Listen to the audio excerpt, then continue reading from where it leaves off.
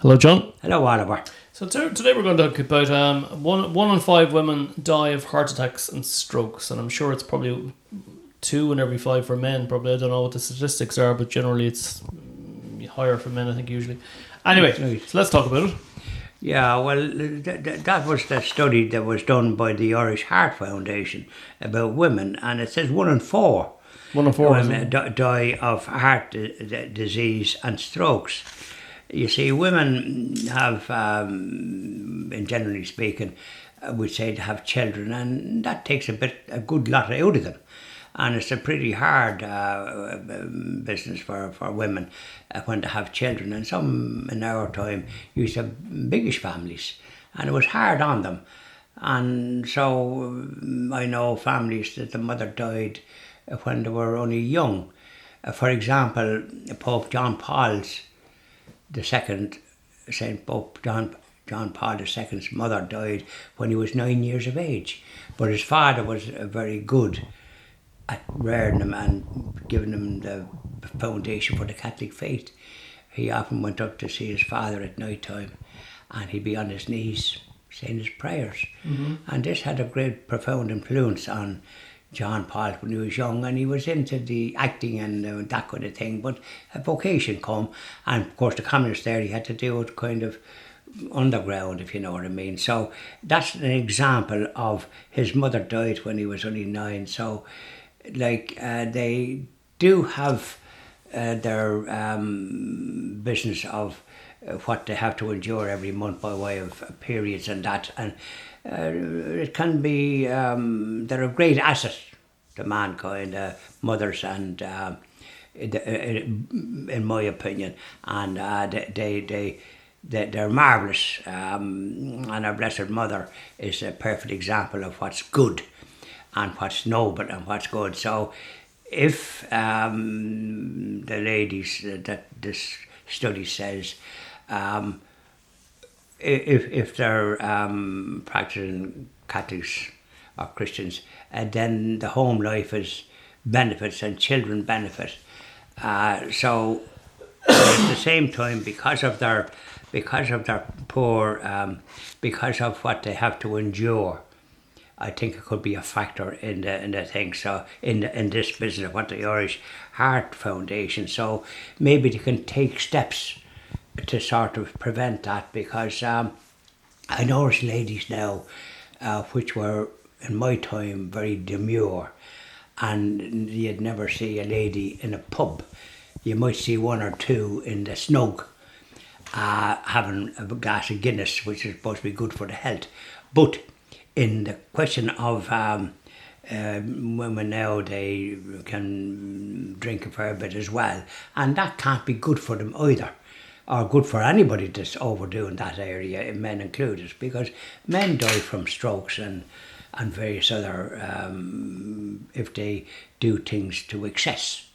And the same way with the ladies. So that's a wake-up call, I think, if they're aware of that and able to come across it, to be moderate in what they do. And the same with men. Moderation is the key. It is, and the thing is, they say that heart attacks and strokes are caused by cholesterol, which is true. Okay, it's Correct. Scientifically proven. One thing I did was I went off, I started eating meat. Instead of 3 or 4 times a week eating meat, I was eating meat once a week. Okay, and I wanted to see what difference, because I monitor my cholesterol every 6 months. Okay, I get my blood tests done because I have a bit of a thyroid issue.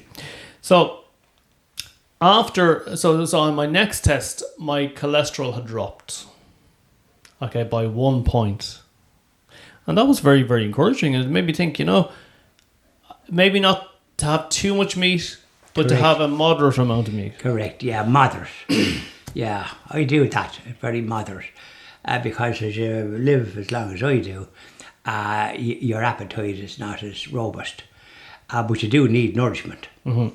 And I think once I have a dinner, I kind of nearly done for the day. I might have something after it by way of a little aperitif, not aperitif, a nice bit of sweet or something.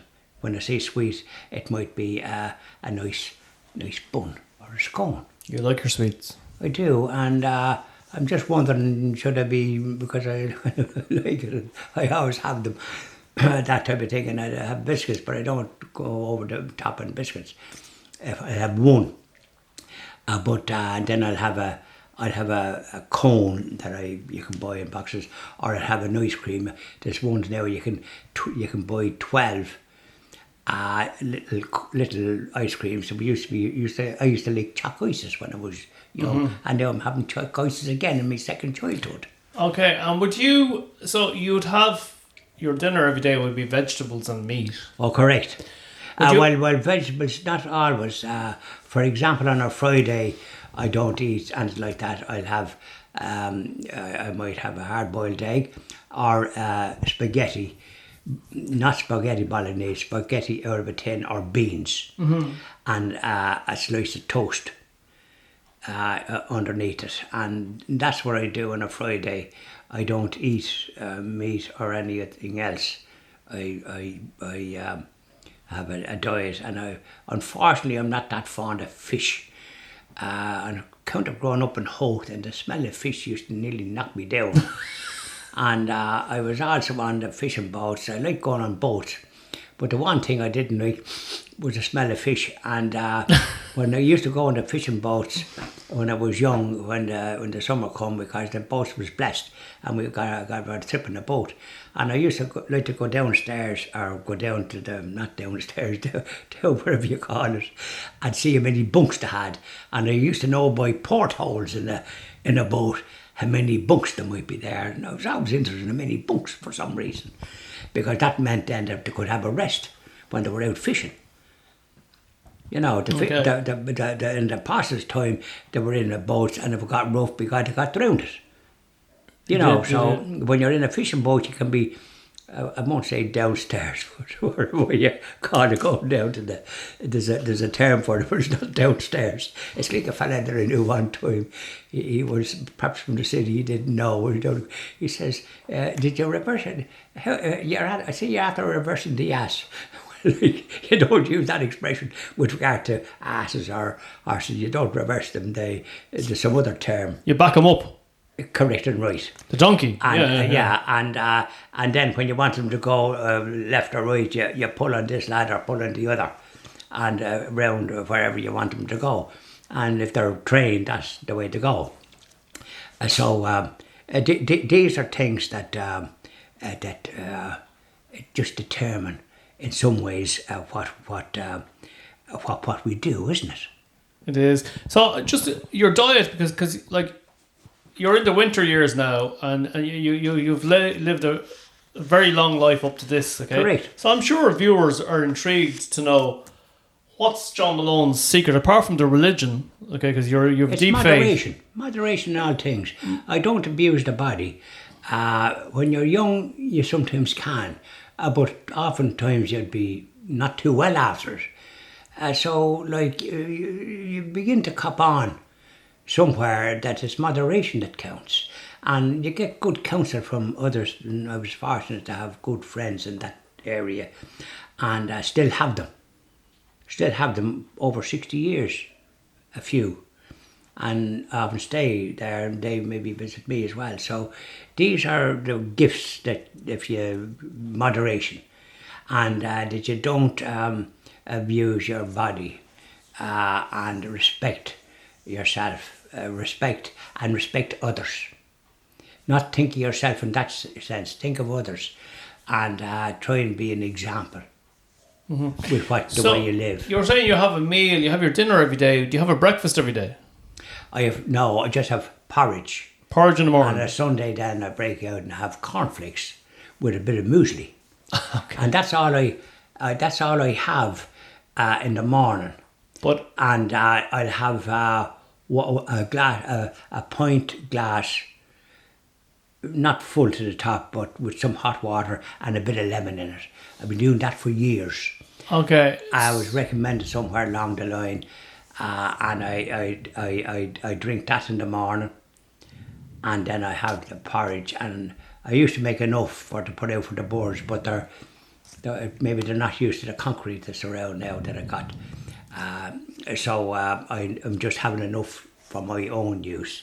No point, and there might be some in the pot that I store and I put out on the side, and it can be there for a bit, but somebody must eat it because it'll be gone in due course. So this is what I do. That's all I have, and then for my dinner I have whatever I have with potato or chipped potatoes and fruit and veg. Yeah, but the question I want to ask you, John, is how long have you been eating the porridge for the breakfast? How many years? A good few years, I'd say. Wait now, 20 or 30 years. Yeah, I see. This is the thing. So you have a long history of eating very well in the morning. Yeah, without overdoing it. And porridge is no better man than porridge. That's right. No problem. When I put the porridge out, then I have to do other things, and I put some water in it, and then I add some milk. Then when I put it on, and I put it on a very low boil because you don't want to burn the bottom, and it's just nice. And then when it simmers, when it starts simmering, I turn the thing off and it's still going, and you do it for a minute and a half, 2 minutes, so that it's in good order. And I have that, and then I put a bit of fruit on it. Sometimes a banana that I cut up, or an orange, one of these satchels, ones that you can peel, and then I put it on it, and it's very tasty. Or I put grapes. Mm-hmm. So I put a bit of fruit on the porridge, and I ought to put a bit of sugar, and sometimes when I'm doing it, if I think of it, I put a bit of salt into it when it's boiling. Salt is good to have. Sometimes you cut salt out too much, mm-hmm. and you need some. But I often forget, and I say I must put. This morning, for example, I said I must put now salt in it, and did I put salt in it? No, sorry, I forgot. Okay. So these are things, but if I think about it, I put a bit of salt in it when it's boiling, and not too much, just to shake a little bit, and then you have a nice balanced. And I don't have any toast or anything, or I only have the water before that. Very good. Yeah. Okay. Thank you very much, John. Thank you very much, Alan. Bye-bye.